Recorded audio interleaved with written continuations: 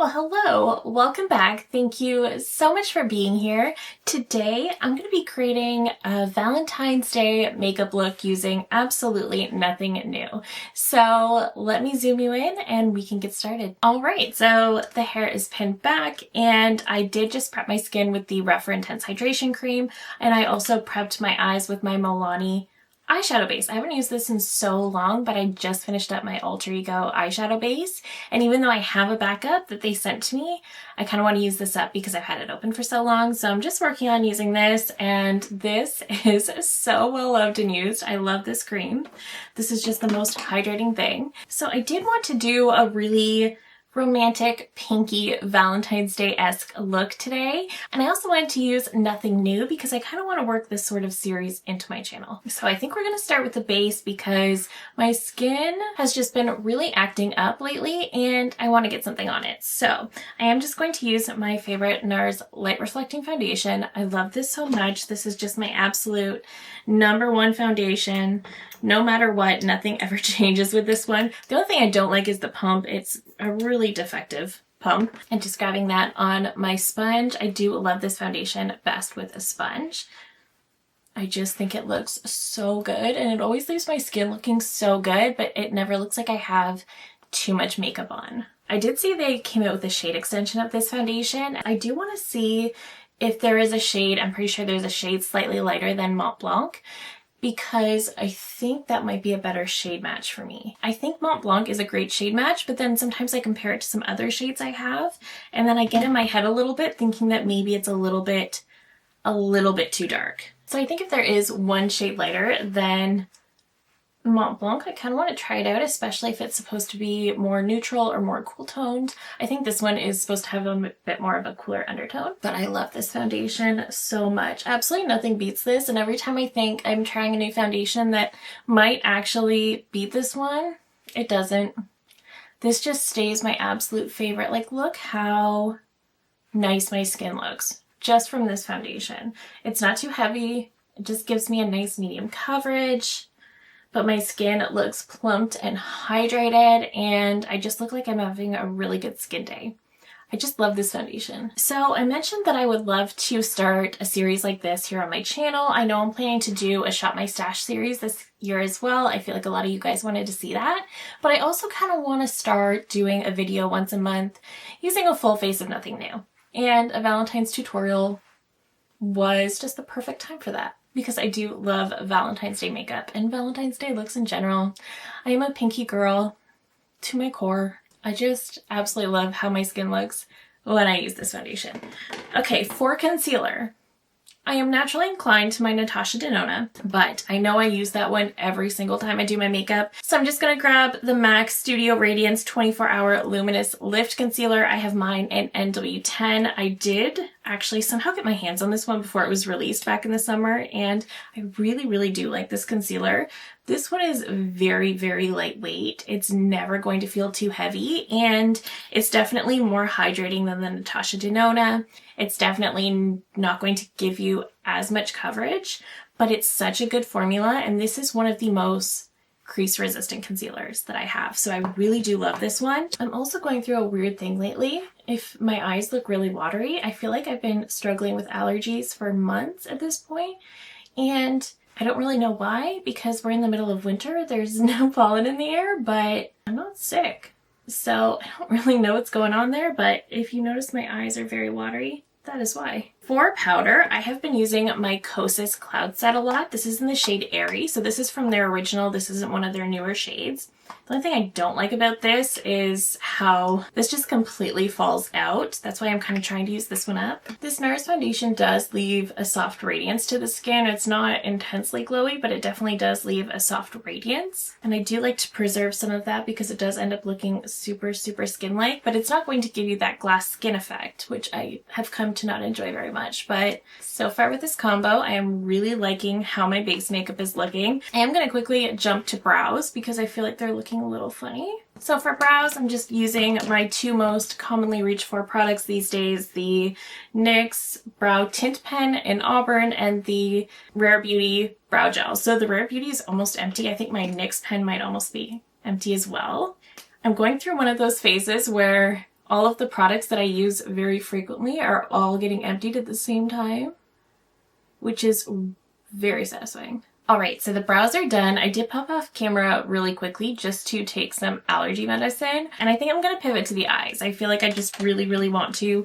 I do just have my Milani eyeshadow primer down, and the palette that I want to use is one that I highly recommended in my Valentine's Day palettes video, and that is the Rose Quartz from Huda Beauty. So I'm just going to take my BK Beauty 202, and I think I'm going to start with Happiness, this shade right here, and I'm going to lightly start buffing this one in the outer portion of the lid in the crease. This has to be one of my absolute favorite palettes for this time of year. I think this palette is pretty for any sort of pinky purple looks you want to do, but this palette is just so great for this time of year especially. It just gives you such a beautiful range of pinky shades, but also you get some really beautiful purples. It's just a very romantic color story. I think I want to use that same shade just to sort of deepen the outer corner a little bit. Let me know down below, do you guys do anything for Valentine's Day? Do you go out? Do you stay home? Do you do maybe a Galentine's Day? Let me know what you do down below. I feel like I've always loved the premise of Valentine's Day, but I've never been a really big go out and celebrate. Okay, I think I want to take a little bit of this shade now.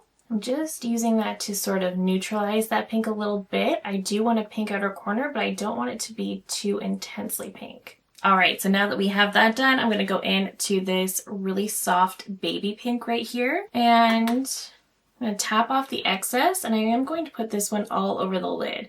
This one is like a very soft, almost milky baby pink, and I'm just going to brush that all over the lid. I'm going to bring it up in the crease to meet that other pink shade as well. And just sort of blending where they meet in the middle as well so it doesn't look too harsh. And then I'm actually going to go into the Sony G brush that I got in my Beautylish Lucky Bag. This is the T1. This is like the most perfect smudger brush because the smudger brushes that I have in my collection already are just very dense, whereas this one is dense at the ferrule, but when it sort of comes up here, it has a lot more movement to it. So I feel like it's actually going to sort of help move the product without just pushing it around, if that makes sense. And I feel like my BK Beauty 204, I love the BK Beauty brushes, but I feel like my 204 is one of those that is just too dense, and I feel like it doesn't always smudge things the way I want. I used this yesterday to sort of do that smudging effect, and it is a game changer. So I'm just going to go into this shade right here. This is the shade Mantra. This is like a deep, dark purple. I'm going to tap off some of the excess because it is a very intense shade. And I'm just going to lightly stamp this on the outer corner and sort of drag it out a little bit, not too much, but just a little bit to create almost like a baby wing. And I don't even want it to be too precise. I just want to add a little bit of definition to my lash line and also sort of break up the pink just a little bit. Just adding a teeny tiny bit of that purple on the lower lash line as well. Nothing crazy, just a little bit. Okay, I didn't realize my camera stopped recording because my memory card was full, but to finish off the look, I'm going in with my Patrick Ta We Need Better Lighting Eye Illusion Duo. So I know these are really pricey, but I really do love this particular duo, in particular for this white shade because it's just the prettiest iridescent sparkle. And I just topped this eye with that shimmer. And that's what I want to do over here. I just love how sparkly and iridescent this white shade is. It's just so beautiful. I love the way it reflects the light. So pretty. All right, for mascara, I'm just going in with my Charlotte Tilbury Exaggerize Volume Mascara. This is just the one I've been working through for a while. This one is just really great for volume. I have also been reaching for the new L'Oreal Lash Paradise Big Deal Mascara a lot lately too, and I have been really liking it for length, but I am trying to finish this one as well. I know it's getting toward the end of its lifespan, and I want to use it up because it is a very expensive one. This is a really great mascara. There's no doubt about that. I just don't like how wet it is. This is such a pretty pinky look though. This palette never fails me when it comes to pink eyeshadow. And pink is definitely one of my safe colors. I am an absolute neutral girl when it comes to my makeup, but my safe colors are definitely pinks, purples, greens, and this palette never lets me down on those pinks, that's for sure. I feel like I'm still getting volume, but I'm not getting as much as I normally do with this mascara, so I'm pretty sure it's almost done. It's definitely been open for 3 months, so I probably should just get rid of it, but it's almost done, so I want to finish it up. For bronzer, I pulled out my Gucci powder bronzer. I love this one. This is in the shade 1. The bronzer itself has quite a scent to it, but I love this one for my fair skin especially, because it does not pull orange. It's got almost sort of like a more rosier undertone, so it looks more like a natural sun-kissed bronze on my skin. It's just really, really pretty. I have been using the Lancome bronzer nonstop, but I didn't want to use the same things I use every single time I do my makeup for this video, so I thought I would pull this one out. For blush, I wanted to keep it with the very pink theme. I pulled out my Armani Luminous Silk Blush in the shade 51. This one reminds me a lot of the NARS Orgasm, but it is a little bit rosier, and I thought it would just be perfect for this look. So just adding this in here. This is a really pretty blush formula. I do feel like it's a little bit underrated. I never hear people talk about these blushes very much, but I just think they're really, really pretty. For highlight, I'm just going to go into this Ofra Signature Palette Frosted Glow. This is 5 shades of their most popular highlighters. They did send this over to me, and I love their highlighter formula so much. So this shade on the end here, Moon Dance, is kind of the perfect one for my skin tone. The one right in the middle here is in Covent Garden, and this is just a really beautiful pinky highlight. So I kind of want to keep in theme with that pink, and just pop this on the high points. And even though this is pinky, I feel like it still works really well for my skin tone. This highlighter formula from Ofra, these can be so blinding, but they're just also so smooth and beautiful. They did also send me their glazed donut highlighter, which is like an icy white, and it's absolutely gorgeous. Okay. So I definitely built up that glow. I feel like for Valentine's, I'm going to want to glow. And to finish it off with the lips, I'm going in with my favorite Charlotte Tilbury pink combo. This is the Pillow Talk Fair lip combo. This is just my favorite. Her Pillow Talk shades are meant to flatter everyone, but Pillow Talk Fair is absolutely perfect for me.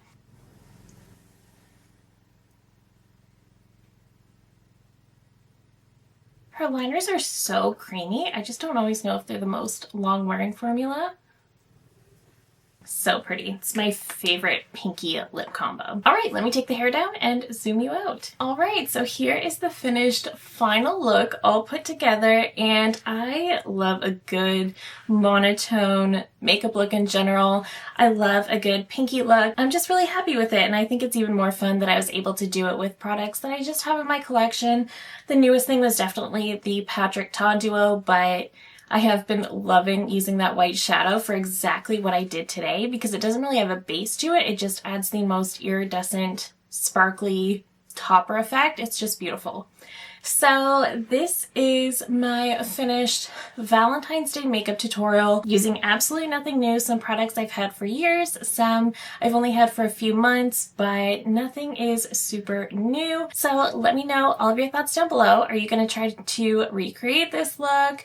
Do you want to see more tutorials like this in the future? Let me know all of your thoughts. I love hearing from you guys so much. If you're new here, I hope you'll consider subscribing before you go. I do upload new videos every single week. Thank you again so very much for watching, and I will see you in my next one. Bye!